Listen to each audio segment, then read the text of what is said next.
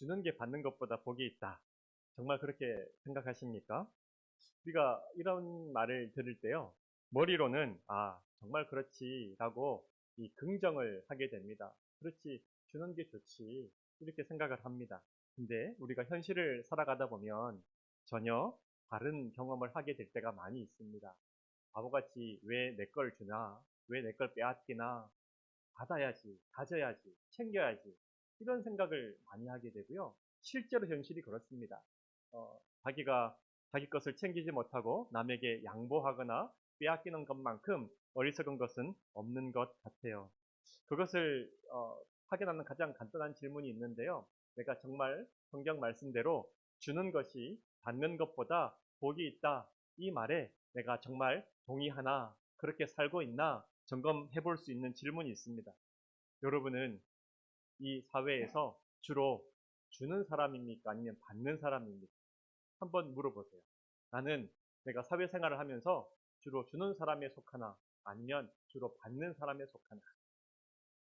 이 조직 심리학자 애덤 그랜트라고 하는 사람이 있는데요. 그러니까 사회를 잘 한번 관찰을 해봤대요. 그러니까 일반적인 사회에서 자기의 이익만을 취하는 사람, 그러니까 자기 것을 주지 않고 남의 것을 계속해서 이렇게 취하는 사람이 있습니다. 그 사람을 뭐라고 얘기하는가 하면 영어로 테이커라고 얘기를 해요. 이 사람의 비율이 사회적으로 보면 한 19% 정도 된다고 해요.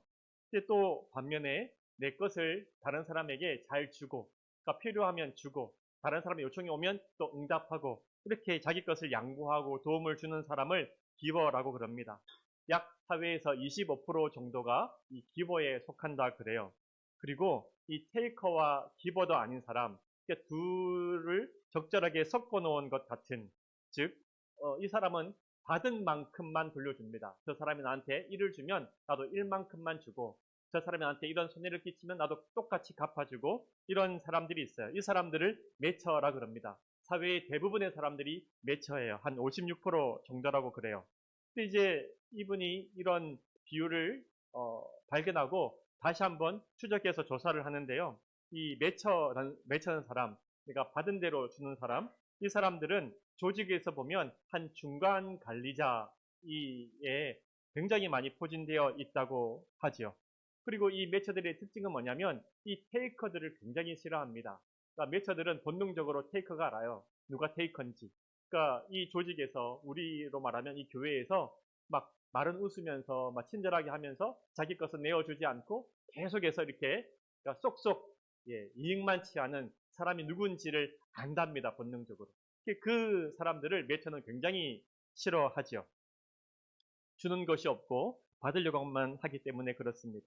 근데 이 또 테이커들을 가만히 이 조사를 해보니까요.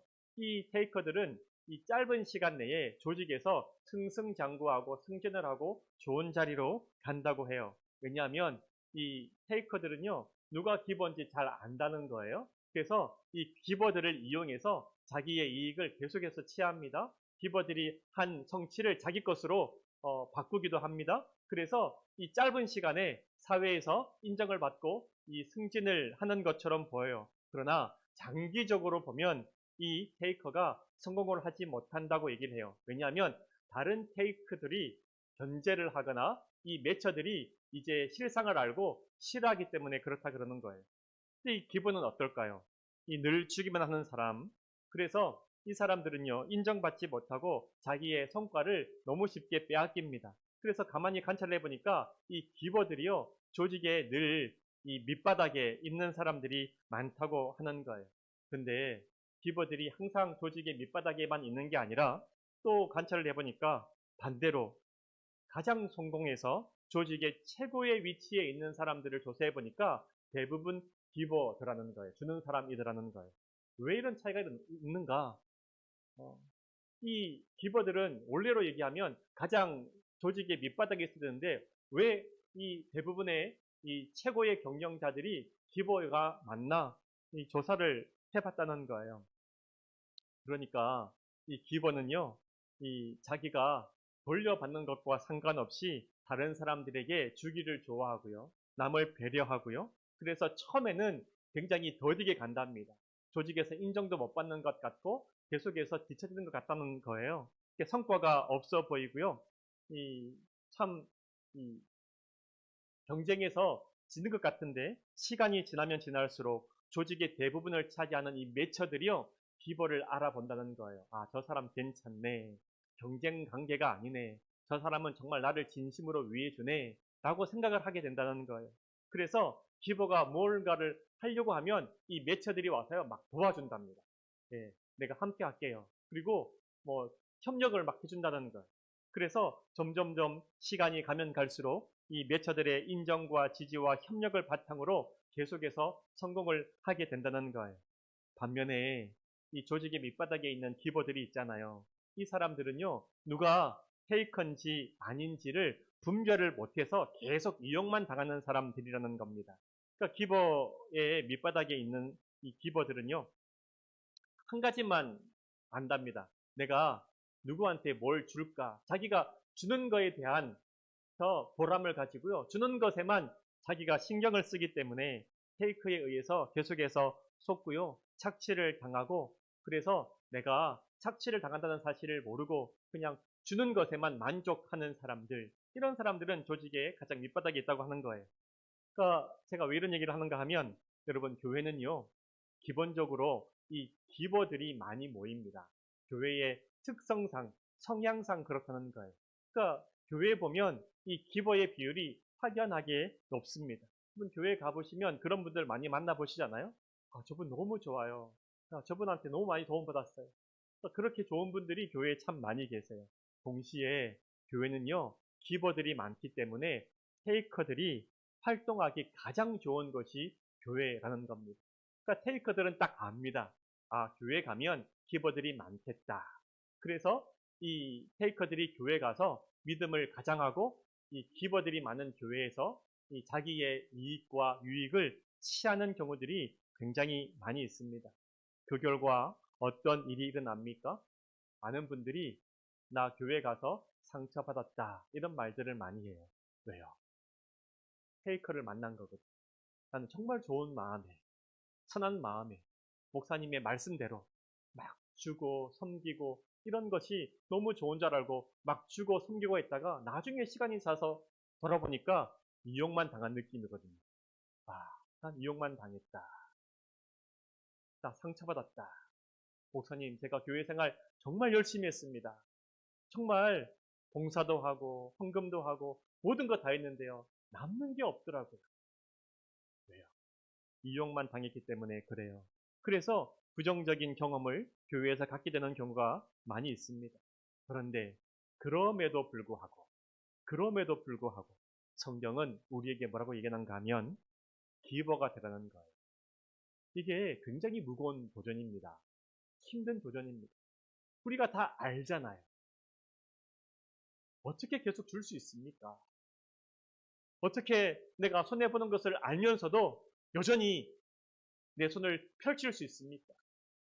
어떻게 저 사람은 한 번도 헌신도 않고 기여도 하지 않는데 왜 우리만 이렇게 계속해서 헌신하고 기여하고 봉사하고 섬겨야 됩니까? 굉장한 도전이에요. 하나님이 현실을 몰라서 우리에게 이런 말씀을 주시는 게 아닙니다. 하나님은 오히려 현실을 너무나 잘 알고 계시죠. 그럼에도 우리에게 하나님께서 뭐라고 얘기하는가 하면 이 세상에서 바보처럼 살지 말고 너도 테이커가 되지 말고 이 세상이 그러할지라도 너는 기버가 되라. 기버의 삶을 살라. 이렇게 조언을 하신다는 것. 예수님을 믿으면 성령이 우리 안에 거하시잖아요. 주의 말씀과 성령께서 우리의 생각과 마음을 변화시키십니다. 많은 사람들이 교회에 와서 이런 얘기를 해요. 목사님, 누구 아시죠? 네, 압니다. 저분 참 많이 바뀌셨더라고요. 변하셨더라고요. 이런 말씀들을 많이 하세요. 그런데 바뀌었다, 변화되었다라고 하는 기준이 뭘까요? 많은 분들이 저 사람 바뀌었다, 저 사람 변화되었다라고 하는 기준이 뭔가 하면 교회에 열심히 참여합니다. 봉사를 합니다. 무언가 막 이 활동을 열심히 합니다. 그러면 아, 저 사람 바뀌었다. 기도회도 오고 성경 공부도 오고 예배도 오고 뭐 구역 예배도 가고 너무너무 열심히 하더라. 정말 바뀌었다. 이렇게 얘기를 해요. 물론 중요한 변화입니다. 너무너무 중요한 변화죠. 근데요, 가장 중요한 변화는 어디에 있는 줄 아세요? 그 사람이 기독교적인 용어를 많이 사용한다든가, 성경의 얘기를 많이 한다든가, 이런 것들은 뭐 변화 중에 한 가지일 수 있겠지만, 가장 중요한 변화는 그가 자기의 가진 것을 어떻게 사용하는지 보는 것. 그게 그 사람이 진짜 변했는지 변하지 않았는지를 보는 기준이라는 거예요. 내가 가진 것을 하나도 내놓지 않고 그냥 말만 기독교적인 용어를 많이 하고 그냥 말만 성경적인 용어를 많이 한다고 해서 그가 바뀌었다고 생각하십니까? 아니요. 그렇지 않습니다. 그가 가진 것을 어디에 쓰는가를 가만히 보세요. 그러면 정말 그가 바뀌었는지 바뀌지 않았는지 안다는 거예요. 여러분, 그렇지 않습니까? 가정에서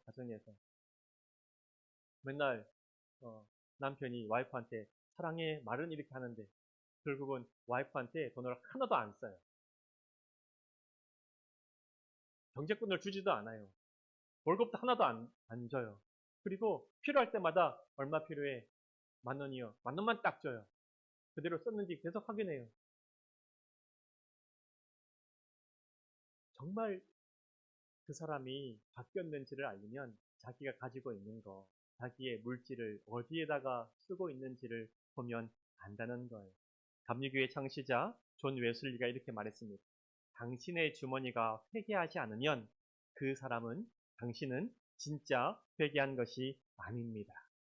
이 말은 여전히 사실이라고 생각합니다. 여전히 페이커로서 교묘하게 남을 이용하고 자기의 이익만을 먼저 계산하고 자기의 이름이 드러나는 곳이 아니면 돈을 쓰지 않는다면 그는 진정으로 하나님의 은혜를 깨달은 사람이 아니라는 겁니다. 믿음의 가면을 쓴 페이크들도 굉장히 많이 있기 때문에 그렇습니다. 그래서 우리 주님께서는 계속해서 말씀하십니다. 너희가 신앙생활을 할 때 사람에게 보이려고 하지 말아라. 사람들은 눈에 보이는 것으로 판단하지만 보이지 않는 네 마음을 감찰하시는 하나님 앞에서 신앙생활 하라는 거예요. 사람들에게 보이려고 기도하지 말고 골방에 가서 아무도 보지 못하는 우리의 마음을 보시는 하나님 앞에서 기도하라는 거예요. 구제할 때 사람들 앞에서 거들먹거리면서 내가 얼마 있다 떠들지 말고 모든 사람의 마음을 감찰하시는 하나님 앞에서 정말 필요한 사람에게 이름 없이 빚도 없이 내 것을 주라는 거예요. 주님께서 늘 이렇게 우리에게 말씀하시잖아요. 우리의 신앙생활은 사람들 앞에 하는 게 아니에요. 하나님 앞에서 하는 거라는 겁니다. 우리가 아무리 좋은 말을 많이 한다고 해도 선한 일에 인색하다면 그건 정말 주님의 은혜를 깨달은 것이 아니라는 거예요. 그런 면에서 여러분, 우리 예제교회가 영혼을 구원하고 다음 세대를 말씀으로 양육하고 선교하는 일에 풍성한 교회가 되기를 원합니다. 이런 일에 우리가 인색해지지 않기를 바라요. 다른 것은 우리가 인색해도 돼요. 다른 것은 우리가 정말 너무너무 작게도 돼요. 그런데 한 사람을 세우겠다. 우리의 다음 세대 자녀들을 위해서 우리가 지원하겠다. 선교를 위해서 우리가 헌신하겠다. 이런 데는 우리가 넉넉하고 마음이 열려 있고 풍성해지기를 바랍니다. 우리가 다른 것에는 괜찮아요. 못 입고 못 먹고 못 써도 그것으로 우리는 만족해요. 교회가 좀 가난하면 어떻습니까? 다른 사람이 보기에 우리 교회가 좀 초라하면 어떻습니까? 다른 사람이 보기에 우리 교회가 좀 시설이 부족하면 어떻습니까?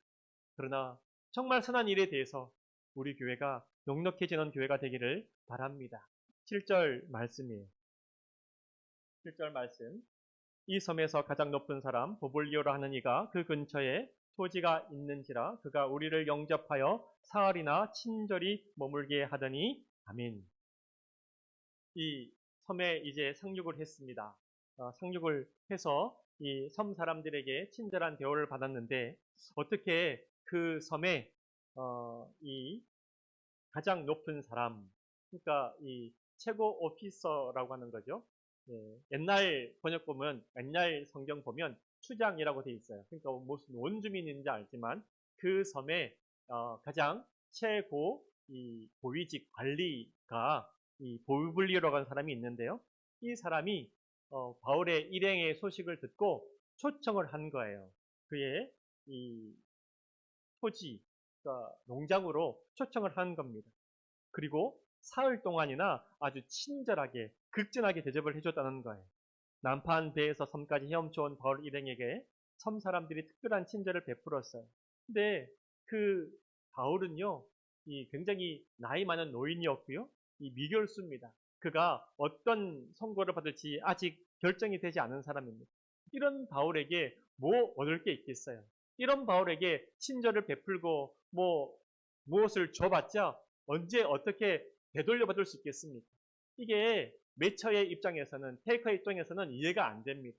근데요, 보블리오가 무슨 이유인지 잘 모르겠지만 늙고 아무것도 줄 것이 없는 바울 일행을 보고 자기 집으로 초대를 한 거예요. 그리고 사흘 동안 아무런 대가 없이 극진하게 대접을 했어요. 너무 이상한 일이죠. 마치 귀한 손님이라도 온 것처럼 이 보블리오가 바울의 일행을 집으로 초대하고 사흘 동안 친절하게 대접해 주었어요. 그러니까 바울과 바울 이 일행은 어떤 느낌이었을까요? 너무 신기하다. 너무 고맙기도 하고 너무 어리둥절하고 이해가 잘 되지 않는 상황이었을 겁니다. 8절 말씀 보겠습니다. 보블리오의 부친이 열병과 이질에 걸려 누워 있거늘 바울이 들어가서 기도하고 그에게 안수하여 낫게 하매 아멘. 보블리오의 집에 아버지가 있었다 그래요. 이 이질에 걸려서, 그러니까 물 때문에 걸리는 병이죠. 바이러스에 의한 병인데요. 병석에 누워 있었습니다. 그러니까 이 설사도 하고 고열도 나고 지금은 간단한 병입니다. 이질에 걸려서 죽는 사람은 거의 없죠. 적절한 치료만 하면 낫습니다. 근데 이 당시에는 굉장히 심각한 병입니다. 약이 없기 때문에 그렇습니다. 그래서 이 심각한 병에 걸려서 누워 있는데 이 보블리오가요, 아버지가 아픔에도 불구하고 바울의 일행을 불러서 그 집에서 대접을 했어요. 그리고 자기 아버지가 아프다고 바울에게 좀 낫게 해달라고 이 부탁하지도 않았습니다.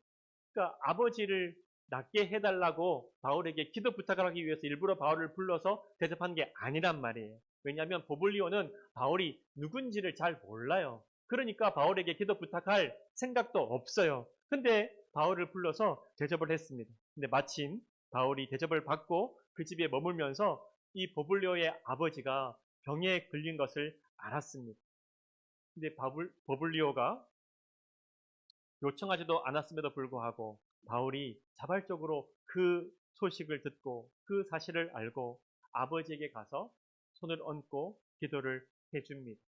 하나님께서 바울의 기도를 들으시고 보블리오의 아버지를 낫게 하셨어요. 성경은 이 장면을 기록하면서 바울이 병을 고치는 은사가 있다 하는 것을 강조하려고 이 기록을 한 게 아닙니다. 바울이 능력이 참 많아서 로마까지 가는 중에 많은 기적이 있고 이렇게 남다르게 여행을 잘했다, 이것을 알려주려고 한 것도 아닙니다. 바울이 능력이 있다, 바울이 은사가 있다, 이 사실을 말하려고 한 것도 아닙니다. 그러므로 당신들도 은사를 받으세요, 당신들도 능력을 가지세요, 이 얘기를 하려고 이 기록을 한 게 아니라는 거예요. 바울은 굉장히 평범했고요, 그의 항해의 길은 굉장히 고통스러웠습니다. 그가 엄청난 능력자였으면 미래를 미리 내다보고 이런 힘든 이 여행의 코스를 선택하지 않았을 거 아니겠어요. 그런데 그렇지 않았다는 거예요. 바울은 여전히 우리와 비슷한 사람이었고요, 여행 과정에서 겪어야 되는 어려움과 고통을 우리와 똑같이 다 겪은 사람이었어요. 그럼 오늘 이 이야기, 이 말씀은 우리에게 무엇을 알려주려고 기록했을까요? 첫 번째는요, 섬김을 받는 사람이 아니라 섬기는 삶을 살라고 우리에게 주님께서 주신 말씀인 줄로 믿으시기를 바랍니다. 바울은요, 어떻게 보면 섬김을 받는데 굉장히 익숙한 상황이었을 수 있습니다. 익숙한 사람이었을 수 있습니다. 왜냐하면 바울은 유명한 사역자였고요, 어디를 가나 바울을 모르는 사람이 거의 없었어요.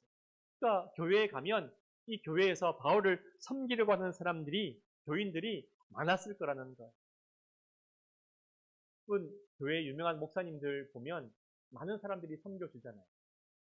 저는 다른 교회 가면 아무도 몰라보지만 네, 유명한 목사님이 왔다고 한번 해보세요. 아마 줄을 서 있을 거예요. 식사 약속이 줄을 서 있을 거예요. 뭐 비행기표며 뭐 픽업이며 뭐 숙소며 모든 사람들이 우리 집에 오시라고. 바울이 아마 그런 유명한 사람이었을 것 같아요. 근데 그에게는 한 가지 특별한 능력이 되어 있었는데요. 바로 병을 고치는 은사까지 있는 걸로 보입니다. 그러니까 아주 유명한 사람이죠. 네. 거기다가 병 고치는 은사까지 있죠. 그가 어디를 가든지 엄청난 섬김과 대접을 받았으리라고 하는 것은 말할 필요가 없습니다. 바울이 마음만 먹는다면 바울이 누릴 수 있는 것들은 엄청났을 거예요. 엄청났을 거예요.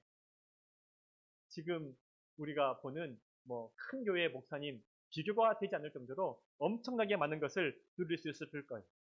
그래서 어쩌면 바울은요, 정말 하나님 앞에서 순수한 목회자가 아니라 직업적인 목회자가 되었을 수 있을 거예요. 그래서 이 요청하는 것이 얼마나 많았겠어요. 여기 와서 설교를 해주세요. 뭐 좀 가르쳐 주세요. 기도해 주세요. 바울이 책정했을 거예요. 내가 어디 교회 가서 설교하는데 한 번 설교하는데 얼마? 기도해 달라고요? 가서 기도 안수기도 해주는데 얼마? 아마 이런 기본적인 가격이 책정되었을 수도 있습니다. 그래서 정해놓고 자기가 가고 싶은 교회, 뭐 큰 교회, 좋은 교회, 뭐 잘 사는 사람, 이런 사람들에게 가서 기도도 해주고 설교도 하고 그랬을 수 있을 거예요. 근데요, 바울은요, 절대로 그렇게 하지 않았습니다. 자신이 어떤 은사를 가지고 있는지 한 번도 선전하거나 자랑한 적도 없습니다. 바울이 누군가 오라고 해서 간 적도 없고요. 대가를 오시면 사례비를 드리겠습니다. 이 대가를 물어본 적도 없고요. 대가를 바란 적도 없고요. 받은 적도 없습니다. 주님께서 가라고 하시는 곳에 가서 그것이 크든 적든 한 사람이든 10사람이든 바울은 말씀을 전했던 사람이에요. 그런 측면에서 바울이요. 보블리오의 이 아버지의 병을 보고 마음에 참 안타까운 마음이 생긴 것 같아요. 불쌍한 마음이 생긴 것 같아요. 그래서 그에게 가서 그냥 병 낫기만을 위해서 기도했을까요? 아니죠. 기도하면서 예수님에 대해서 복음도 전했을 거라는 사실을 우리는 의심할 수가 없습니다. 그러자 이 소식을 듣고 섬에 있는 많은 사람들이 아픈 사람을 데리고 바울에게 오기 시작합니다. 한번 생각해 보세요. 바울이 고령이잖아요. 오늘로 치면 아마 80도 넘었을 것 같아요. 오늘로 비교하자면.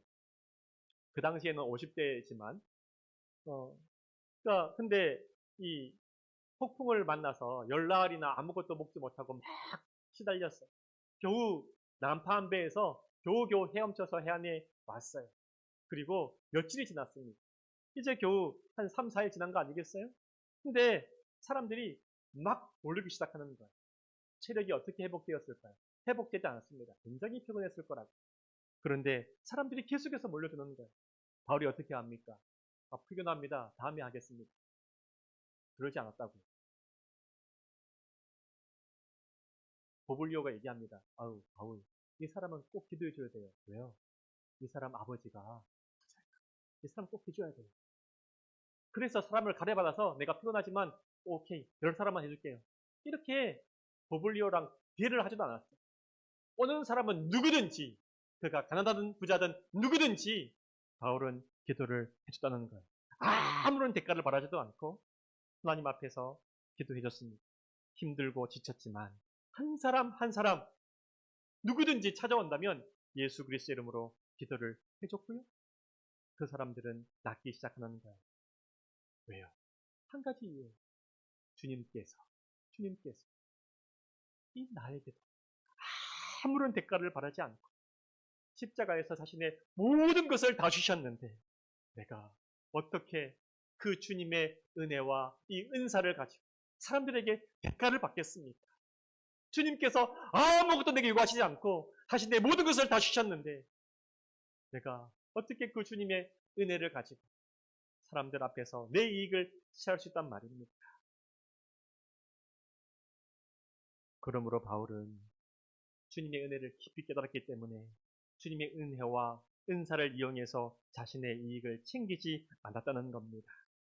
주님이 만나게 하신 사람들은 나의 이익의 도구로 이용하지 않았습니다. 교회 공동체를 이익의 도구로 보지 않았다는 거예요. 왜냐하면 주님께서 내게 생명을 다 주셨는데 내가 어떻게 이 은혜를 가지고 사람들로부터 이익을 취할 수 있단 말입니까? 여러분, 예제교회 성도 여러분, 정말 한 가지만 기억하십시오. 주님의 은혜를 깊이 깨달으시기를 바랍니다.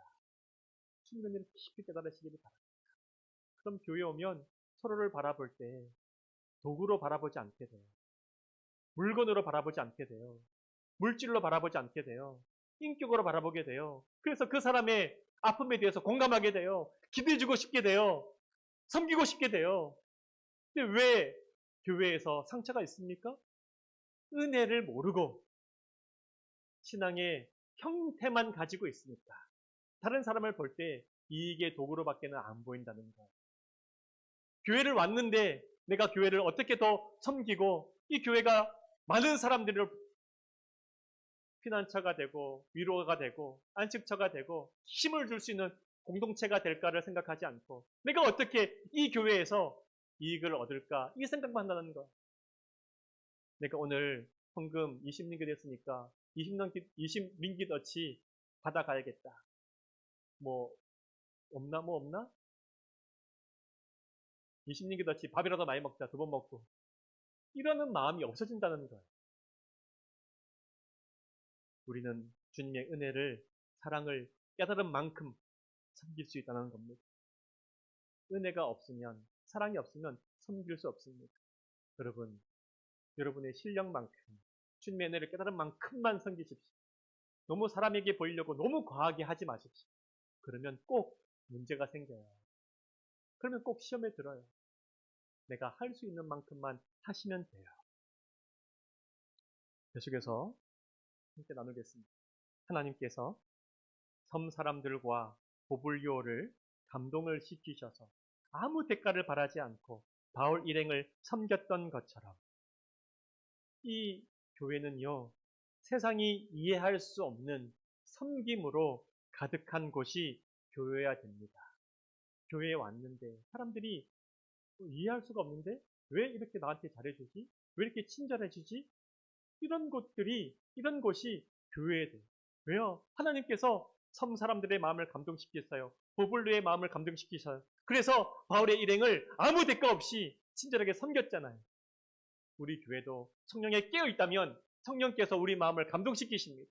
그리고 누군가를 볼 때 그 사람이 내 마음에 들어와요. 그러면 그 사인이 뭔지 아세요? 그 사람을 섬기라고 하는 사인이라는 거예요.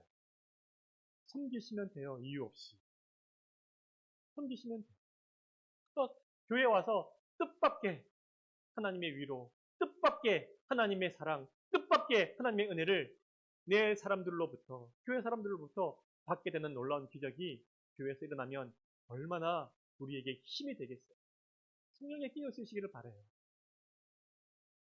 그 은혜를 섬 사람들로부터 받은 은혜를 바울 혼자만 누린 게 아니에요. 보블리오의 집에서 혼자 대접받고 섬 사람들의 병을 고쳐주고 바울 혼자만 호의호식하면서 교를 지내면서 돈을 벌면서 지낸 게 아니란 말이에요. 하나님이 섬 사람들과 보볼리를 통해서 은혜를 베푸셨음을 기억합니다. 내가 잘나서 내가 받을 만해서 사람들이 나에게 잘해줬어. 이상하게 이 276명이 있는데 이상하게 사람들이 나만 좋아하더라고요. 이런 분 있죠, 꼭. 이상하게 어디 갔는데 사람들이 나만 좋아하더라고요. 나만 잘해줘요. 이런 분이 있어요. 아직까지 수준이 낮은 거예요. 바울도 그런 생각을 할 수 있어요. 이상한데 나만 잘해주는 것 같아요. 사람들이 나만 좋아해요. 실제 그랬고요. 근데 바울이 뭐라고요? 나만 잘해주는 게 아니라 하나님께서 사람들을 통해서 나에게 은혜를 베푸셨다. 내가 받을 만해서 받은 게 아니고 내가 매력이 있어서 사람들이 나를 좋아하는 게 아니고 하나님께서 마음을 감동시켜서 나에게 은혜를 베푸셨다. 이 사실을 바울은 너무 잘 알았어요. 그래서 바울은요, 그 하나님께서 베푸신 은혜를 기억하고 고블리오와 섬 사람들을 위해서 기도로 섬겼습니다. 이렇게 하나님이 은혜를 베풀고 그 은혜를 기억하고 또 다시 섬 사람들에게 바울이 할 수 있는 만큼 섬기고 이 섬김의 과정들을 보고 모습을 보고 하나님이 얼마나 기뻐하셨으면 바울이 기도할 때 기적을 베푸신다는 거예요. 병을 낫게 하신다는 거예요. 누군가가 특별해서 기도할 때 낫는 게 아니라 서로가 하나님의 은혜를 기억하고 서로가 위해서 기도하니까 기적이 일어난다는 겁니다. 바울은 자신이 병을 고쳐주었다고 한 번도 생각한 적이 없습니다. 그런 표현을 한 적도 없습니다. 오직 나를 통해서 은혜 베푸시는 주님을 높이고 찬양했다는 겁니다. 그랬더니 이번에는 섬 사람들이 그 하나님의 은혜에 감사해서 바울의 팀을 또 섬기는 거예요. 병을 고쳐준 대가가 아니라 병을 고쳐줬으니까 이렇게 섬겨야지가 아니라 하나님께서 바울을 통해서 우리에게 은혜를 베푸셨으니까 이 복음 사역을 위해서 함께 나도 헌신하고 싶다. 이렇게 바울이 베푼 은혜에 대해서 섬 사람들이 또 반응하는 겁니다. 얼마나 아름다운 관계예요. 주고받는 이익관계가 아니라 병 고쳐줬지?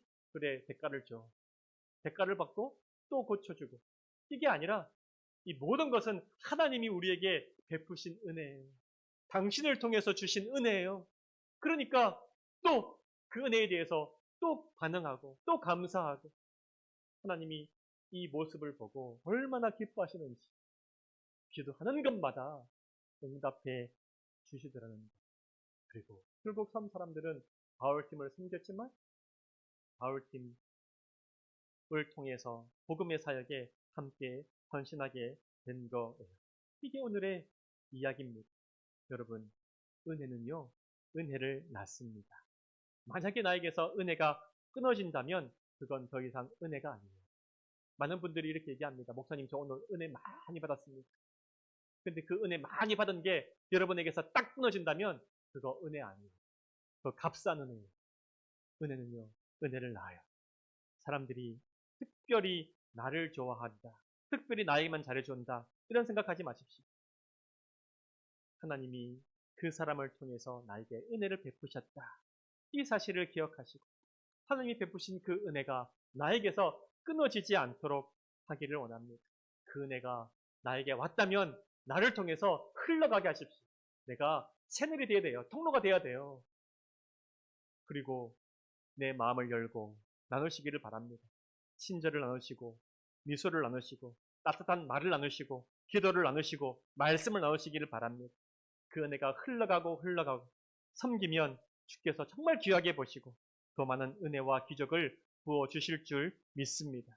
예제교회도 어려운 중에 서로 나누는 교회가 되기 원합니다. 나만 받고 끝내지 말고 은혜가 흐르는 예제교회가 되기를 원합니다. 기도하겠습니다. 주님 아버지 감사합니다. 주님께서 나에게 아무런 조건 없이 대가를 바라지 않으시고 주님 자신을 우리에게 전부 주셨습니다. 우리가 이 은혜를 기억한다면 이 사랑을 깨닫는다면 어떻게 주께서 내게 주신 이 은혜와 은사를 가지고 내 이익만 취할 수 있단 말입니까? 주님 이 시간 주님의 은혜를 깊이 깨닫게 하여 주시옵소서. 그래서 내가 은혜를 깨달은 만큼만 섬기게 하여 주시옵소서.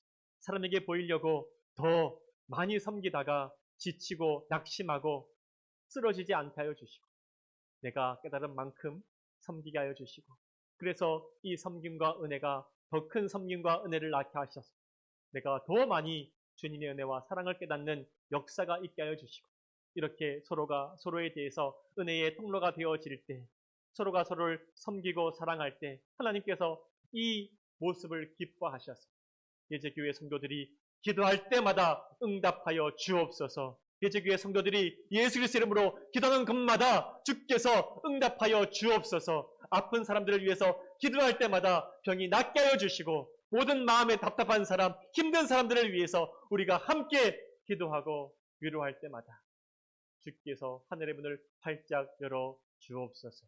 예수님의 이름으로 기도합니다. 아멘.